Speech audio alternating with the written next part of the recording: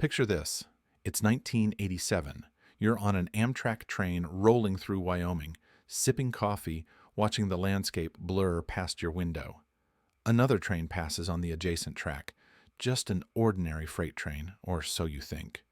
You wave at the engineer. He doesn't wave back. That train you just passed? It's carrying two MX Peacekeeper missiles, each one packing 10 nuclear warheads, enough firepower to obliterate 20 cities, and it's rolling through America's heartland on the same commercial rail lines that carry your Amazon packages and morning commute. Welcome to the Peacekeeper Rail Garrison, one of the most audacious and bizarre military experiments in American history. But here's the thing. It wasn't an outlier. The U.S. military has a long, strange tradition of trying solutions that sound more like fever dreams than strategic defense. We're talking about hiding nuclear missiles under ice caps in Greenland, training pigeons to pilot bombs, importing camels to the American Southwest, dosing thousands of soldiers with LSD and nerve agents without their knowledge. These weren't just quirky failures. They were windows into America's most desperate moments, when facing impossible problems led to solutions that ranged from ingenious to completely unhinged. And the story isn't about whether these experiments succeeded or failed. It's about what drove the military to try them in the first place, and what happened when ambition, paranoia, and unchecked power collided with reality. Let's start where most of these stories begin, with a problem that seemed unsolvable. The year was 1856, and the United States Army had a logistics nightmare on its hands. The country had just acquired massive territories in the Southwest following the Mexican-American War. Vast stretches of desert needed to be surveyed, supply routes established, military posts connected. Horses and mules were the standard mode of transport, but they struggled in the arid climate. They needed water constantly, couldn't handle extreme heat, and wore down quickly on harsh terrain. Then, Secretary of War Jefferson Davis had an idea that must have sounded absolutely wild to his colleagues. What if they used camels instead? Davis believed these so-called ships of the desert would thrive where horses failed. He convinced Congress to allocate $30,000, and in 1856, the Army imported several dozen camels from North Africa and Turkey. The experiment began at Camp Verde, Texas, where skeptical soldiers and cavalrymen gathered to watch these strange, humped creatures lumber off the transport ships. The skepticism didn't last long. On early supply runs through the Southwest, the camels performed beyond anyone's expectations. They could carry loads of 600 to 800 pounds without breaking stride, twice what a mule could manage. They traveled for days without water in conditions that would have killed horses.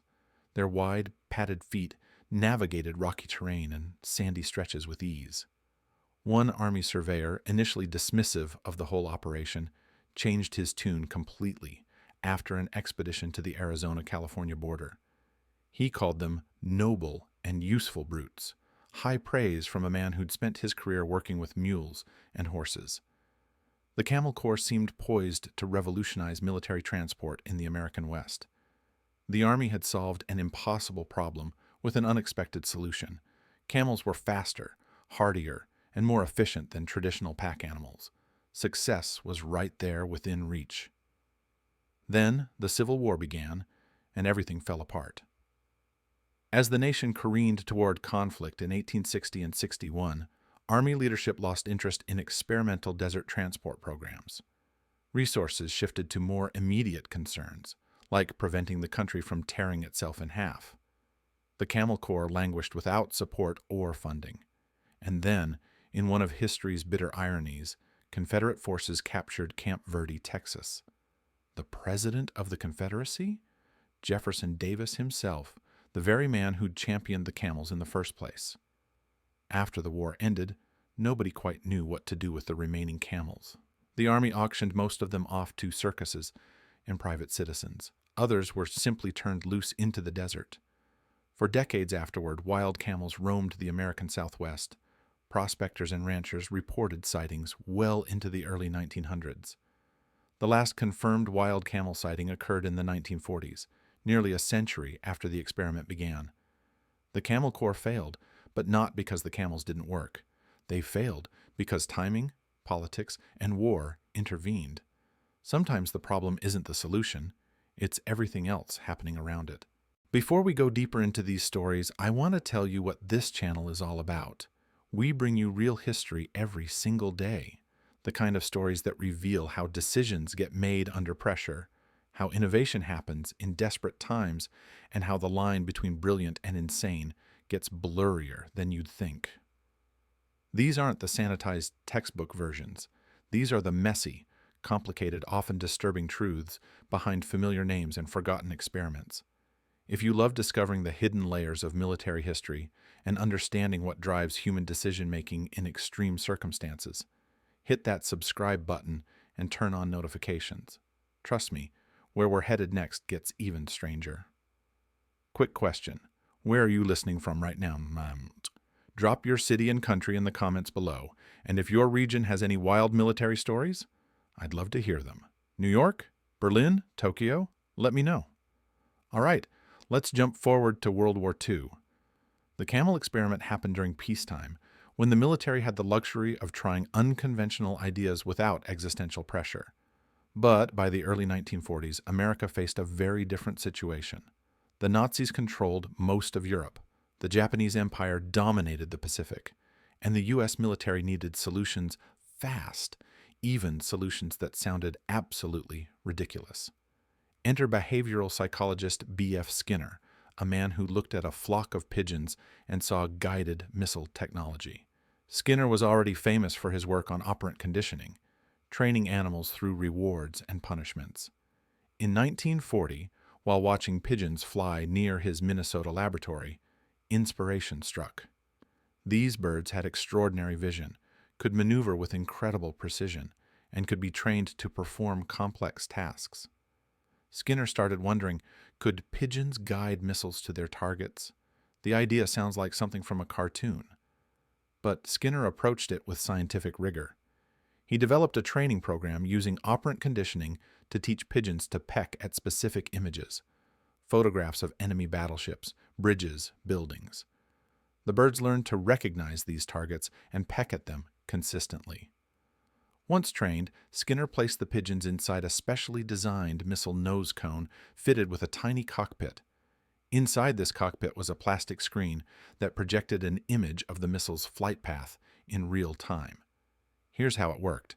As the missile flew toward its target, the pigeon would see the target on the screen. If the target drifted off-center, the bird would peck at its location on the screen. Those pecks controlled the missile's guidance system, adjusting its trajectory. The pigeon was essentially steering the weapon toward the target it had been trained to attack. Skinner called it the bird's eye bomb. The truly remarkable thing? It actually worked in simulations. The pigeons proved to be ace pilots. They could track targets accurately, make split-second corrections, and guide simulated missiles with impressive precision. Skinner convinced several physicists and psychologists to endorse the project. The military provided funding for further development under a program called Project Pigeon. But despite the successful tests, military brass remained deeply skeptical. The whole concept seemed too absurd, too unreliable for actual combat. What if the pigeon got distracted? What if it died from the G-forces during launch? What if, and this was probably the real concern, they deployed pigeon-guided missiles and the enemy found out? The psychological warfare value worked both ways. Yes, it might demoralize the enemy, but it might also make the United States look desperate and unserious. In October 1944, the military pulled funding. Project Pigeon died quietly. Skinner remained convinced his birds could have changed the war. The military decided they'd rather invest in more conventional and less ridiculous-sounding weapons technology. The desert had rejected camels because of timing. The skies rejected pigeons because of dignity. But World War II desperation produced other experiments, and not all of them involved animals. Some involved trying to arm millions of people as cheaply and quickly as possible. The Joint Psychological Warfare Committee faced a strategic challenge in 1942. Across Nazi-occupied Europe and Japanese-controlled Asia, resistance fighters needed weapons. But getting sophisticated firearms into enemy territory was difficult and expensive. The committee wanted something that could be mass-produced cheaply and airdropped by the thousands. Something so simple that anyone could use it, even with minimal training. The result was the FP-45 Liberator, a single-shot pistol that looked more like a child's toy than a weapon. The gun was deliberately crude, stamped sheet metal, no rifling in the barrel, barely any sights to aim with. It fired one .45 caliber round, then required manual reloading. The weapon cost just over $2 to manufacture, and the U.S. produced them at a staggering rate. Between June and August 1942, American factories churned out 1 million Liberator pistols. The theory behind the Liberator made sense on paper. Resistance fighters would use these crude pistols for close-range assassinations of enemy soldiers, then take the dead soldier's weapon, a proper rifle or submachine gun. Each Liberator came with 10 rounds of ammunition stored in the grip. The gun itself was packaged in a cardboard box with comic strip-style instructions showing exactly how to load, fire, and extract the spent casing. No words needed, just pictures of a person shooting an enemy soldier and taking his weapon. But the Liberator had a secondary purpose beyond just arming resistance fighters. The psychological warfare aspect was crucial. If Allied forces dropped hundreds of thousands of these pistols into occupied territory, enemy soldiers would have to assume that any civilian might be armed. That paranoia alone could be valuable. Occupying forces spread thin, distrusting everyone, unable to relax, sounded brilliant on paper. The field had other plans. Allied commanders and intelligence officers found the Liberators impractical almost immediately. The guns were inaccurate beyond a few feet, prone to misfiring, and dangerous to the user if not handled carefully. European resistance fighters looked at these crude, single-shot pistols and politely declined. They preferred the British-made Sten gun, a submachine gun that, while also fairly crude, at least fired more than one bullet before needing to be reloaded. The military did ship around 100,000 Liberators to resistance groups in the Pacific Theater. Whether they got used extensively remains unclear. Documentation from that period is spotty at best. Some reports suggest Filipino guerrillas used them occasionally. Other reports indicate the pistols sat in warehouses, largely ignored. After the war ended, the remaining Liberators, roughly 900,000 of them, were destroyed or stored in military depots. Today, working models have become collector's items, occasionally selling for upwards of $2,000. Not bad for a gun that cost $2 and was designed to be disposable. The Liberator failed not because the concept was flawed, but because the military underestimated what resistance fighters actually needed in the field. A one-shot pistol might work in theory. In practice, people facing Nazi soldiers wanted firepower, not suicide missions. But if the Liberator represented ambition exceeding practicality, the Navy's next experiment took that principle to spectacular new heights, literally. Flying aircraft carriers sound like something from a science fiction movie. Massive airships floating through the clouds, launching fighter planes mid-flight, creating mobile air bases that could move anywhere. The U.S. Navy didn't just imagine this concept, they built it, twice. The USS Akron and USS Macon were rigid airships, lighter than aircraft, using helium to stay aloft. But unlike normal blimps or dirigibles, these behemoths measured 800 feet long and featured built-in hangars that could house up to 5 Curtiss Sparrowhawk biplanes. The planes launched through a T-shaped opening in the bottom of the hull. A trapeze arm would lower down, the plane would hook onto it with a special skyhook mechanism attached to its wings, and the airship would release the plane into flight. The truly impressive part was retrieval. The plane would approach the airship from below, the pilot carefully maneuvering to catch the trapeze arm with the skyhook, and then the airship would reel the plane back into the internal hangar. All of this happening mid-flight, with no ground support, potentially hundreds of miles from any airfield. The Navy had high hopes for these flying carriers. They envisioned using them for long-range reconnaissance missions, patrolling vast stretches of ocean, deploying fighters when needed. The Akron launched in 1931, the Macon in 1933. For a brief window, the U.S. Navy operated genuine flying aircraft carriers, something no other military in the world had achieved. Then, Mother Nature reminded everyone why dirigibles were a terrible idea for military operations. The Akron went down in April 1933, caught in severe winds off the coast of New Jersey during a storm. 73 crewmen died in the crash. The Macon lasted slightly longer, but in February 1935, it encountered a storm near California's coast. Structural damage caused the airship to lose helium and descend into the Pacific Ocean. 2 crewmen died in that crash. Faced with 75 dead sailors and 2 destroyed airships, the Navy canceled its flying aircraft carrier program. They shifted focus to non-rigid blimps for coastal patrol, safer, cheaper, less ambitious. The dream of launching fighters from floating sky fortresses died in those cold ocean waters. The Macon and Akron failed because the military tried to impose technological solutions on problems that nature wouldn't accommodate. You can build the most sophisticated airship in the world. A strong enough storm will still tear it apart. Ambition has limits.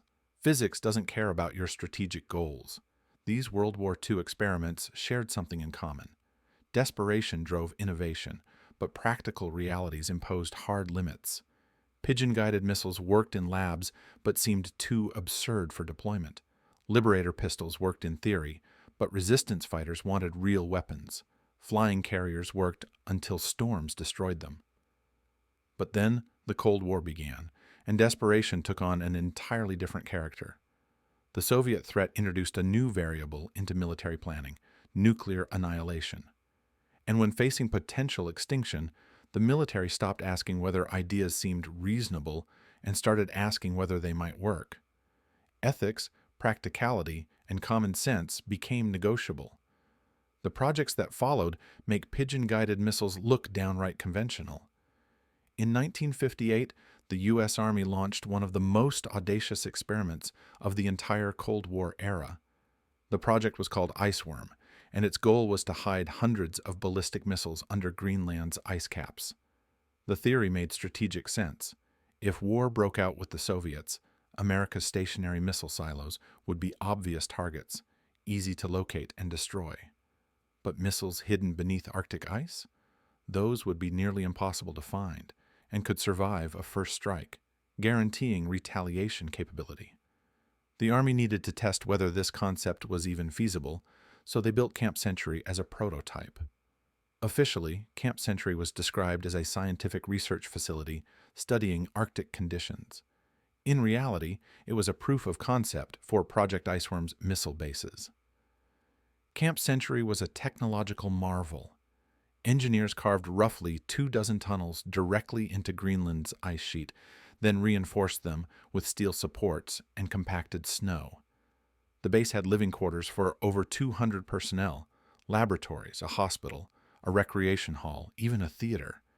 Everything powered by a portable nuclear reactor, one of the first ever deployed in a remote location.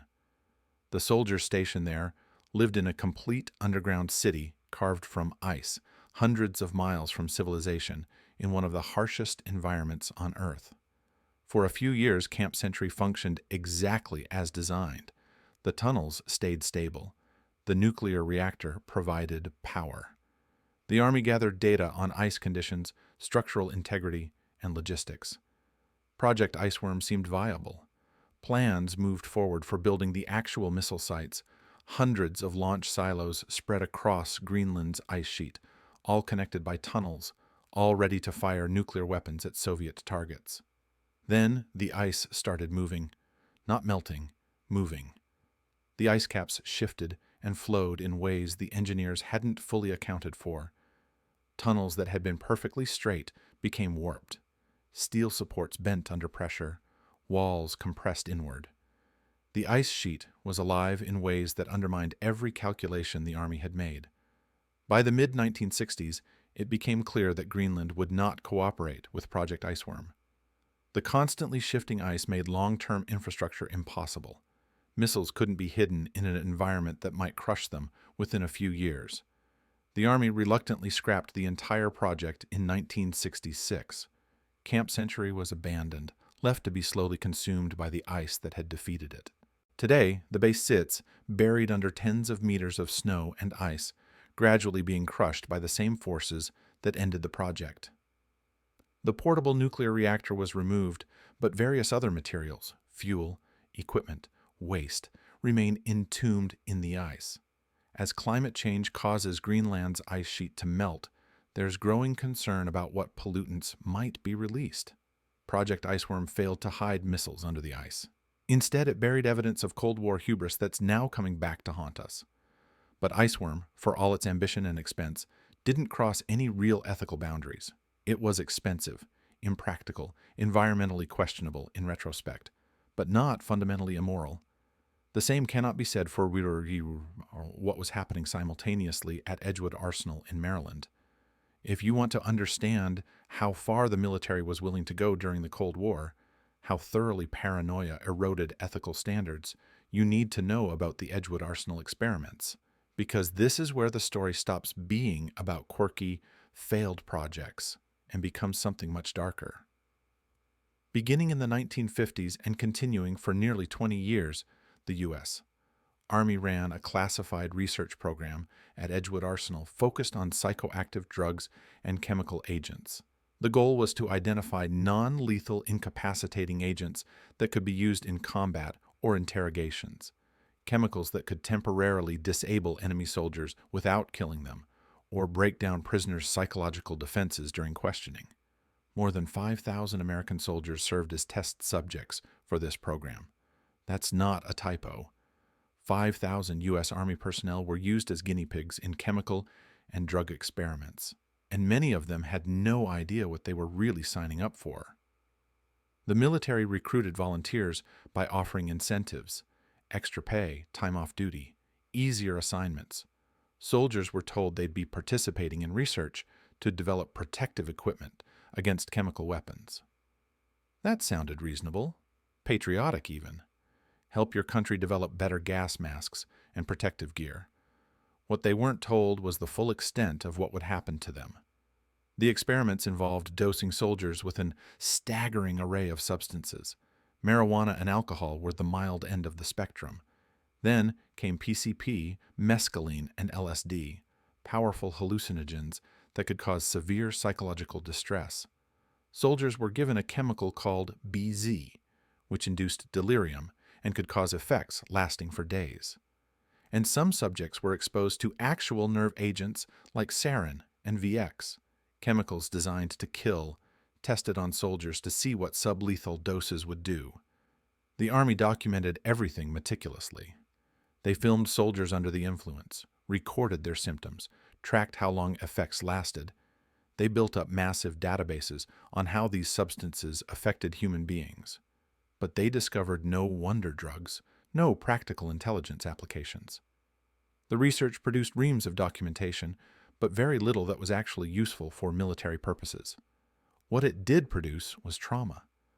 Soldiers who participated in the Edgewood experiments reported lasting health problems, chronic headaches, memory issues, psychological disorders.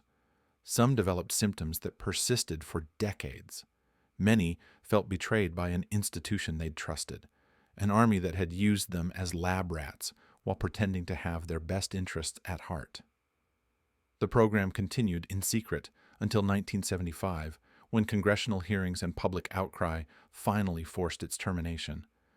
The military's justification was always the same: Cold War necessity. The Soviets were developing chemical weapons and mind control techniques. America needed to understand these substances to defend against them. National security required some ethical flexibility. But here's the thing about that argument. It only works if you believe the ends justify the means, that American soldiers should be acceptable casualties in the pursuit of military advantage. That informed consent is optional when national security is at stake. I have to pause and ask you something. More than 5,000 soldiers were used as guinea pigs, dosed with LSD, PCP, nerve agents, and other chemicals, many without full understanding of what they were consenting to. The military justified it as necessary Cold War research. The soldiers suffered lasting psychological and physical harm. Where do you draw the line between national security and human rights? At what point does defending your country cross into victimizing the very people who volunteered to serve it? Drop your thoughts in the comments below. I'm genuinely curious where you stand on this. The Edgewood experiments represent a nadir in American military ethics, a point where paranoia about Soviet threats erased basic moral boundaries. But they also revealed something important. Even during the Cold War's darkest period, there were still limits. When the program became public, it was shut down. Congressional hearings were held. Veterans groups demanded accountability. The country collectively said, "No, this is too far." Which brings us back to where we started, those nuclear missiles rolling through America's heartland on commercial railroads. The Peacekeeper Rail Garrison was born from the same Cold War anxiety that produced Iceworm and Edgewood, but it came later, in the 1980s, after the military had supposedly learned some lessons about unchecked ambition. By the late 1980s, military strategists faced a familiar problem. America's nuclear deterrent relied heavily on stationary ICBM silos scattered across the country. The Soviets knew exactly where these silos were located. In a first strike scenario, Soviet missiles could potentially destroy America's nuclear arsenal before we could launch a counterstrike. Deterrence only works if the enemy knows they can't eliminate your ability to retaliate. Stationary silos undermined that certainty. The Peacekeeper Rail Garrison offered an elegant solution: mobility. The plan called for 50 MX missiles to be housed in specially designed Air Force train cars.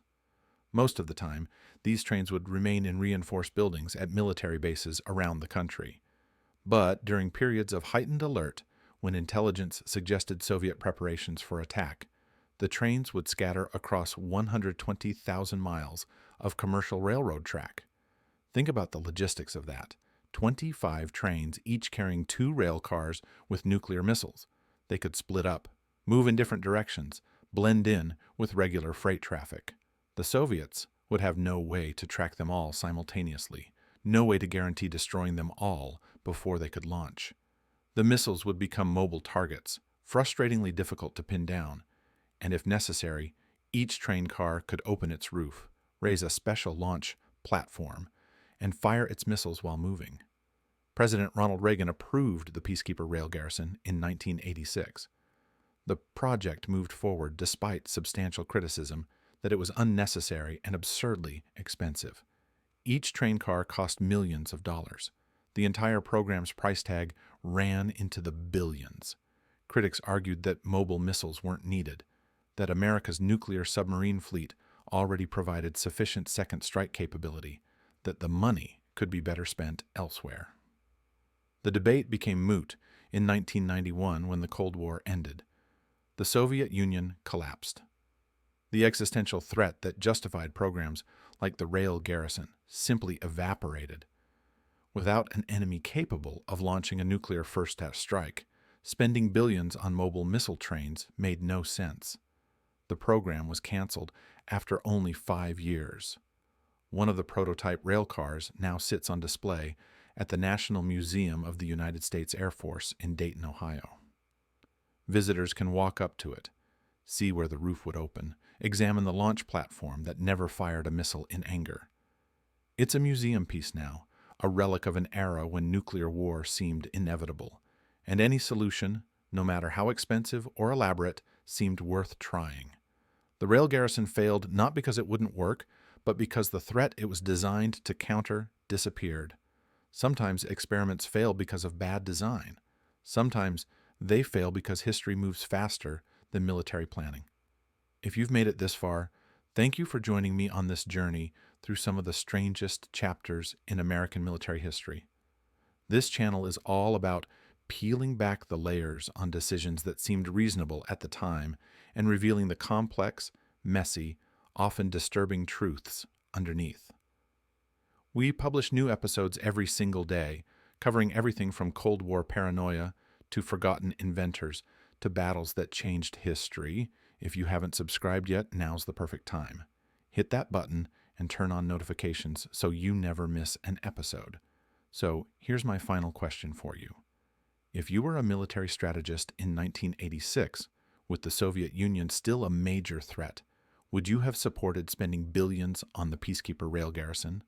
Or would you have pushed for diplomatic solutions instead, trying to de-escalate rather than building more sophisticated ways to hide nuclear weapons?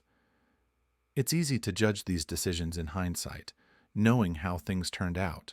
But put yourself in that moment with the information they had then. What would you have done? Drop your answer in the comments below.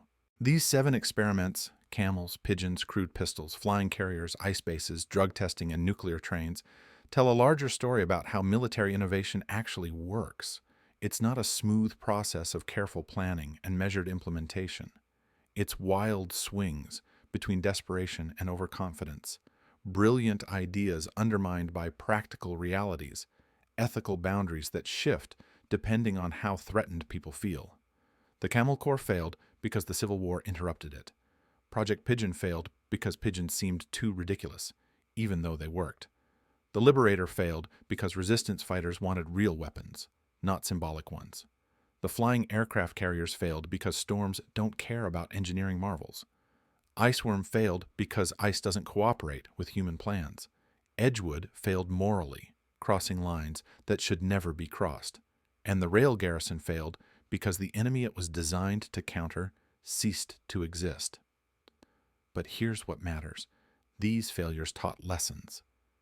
After Edgewood became public, ethical review boards and informed consent requirements became mandatory for military research.